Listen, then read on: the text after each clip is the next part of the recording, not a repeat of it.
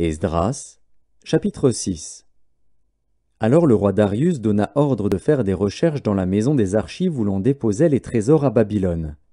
Et l'on trouva à Achméta, capitale de la province de Médie, un rouleau sur lequel était écrit le mémoire suivant.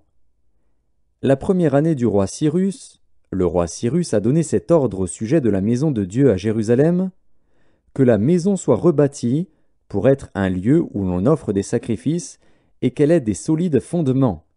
Elle aura 60 coudées de hauteur, 60 coudées de largeur, 3 rangées de pierres de taille et 1 rangée de bois neuf. Les frais seront payés par la maison du roi. De plus, les ustensiles d'or et d'argent de la maison de Dieu que Nebuchadnezzar avait enlevés du temple de Jérusalem et transportés à Babylone seront rendus, transportés au temple de Jérusalem à la place où ils étaient et déposés dans la maison de Dieu.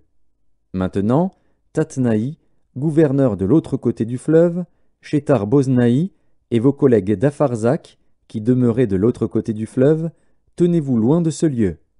Laissez continuer les travaux de cette maison de Dieu. Que le gouverneur des Juifs et les anciens des Juifs la rebâtissent sur l'emplacement qu'elle occupait.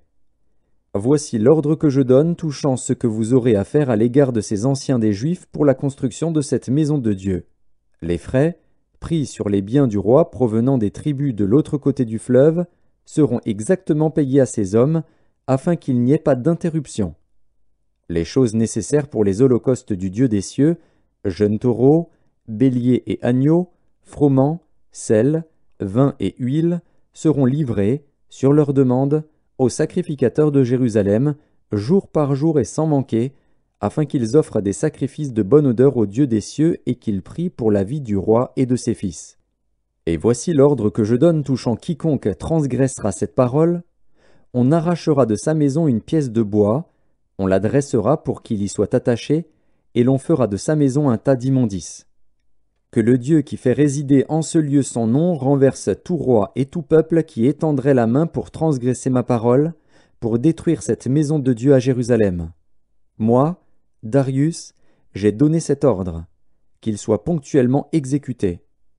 Tatnaï, gouverneur de ce côté du fleuve, Shethar-Boznaï et leurs collègues se conformèrent ponctuellement à cet ordre que leur envoya le roi Darius. Et les anciens des Juifs bâtirent avec succès, selon les prophéties d'Agé, le prophète, et de Zacharie, fils d'Iddo. Ils bâtirent et achevèrent, d'après l'ordre du Dieu d'Israël et d'après l'ordre de Cyrus, de Darius et d'Artaxercès, roi de Perse.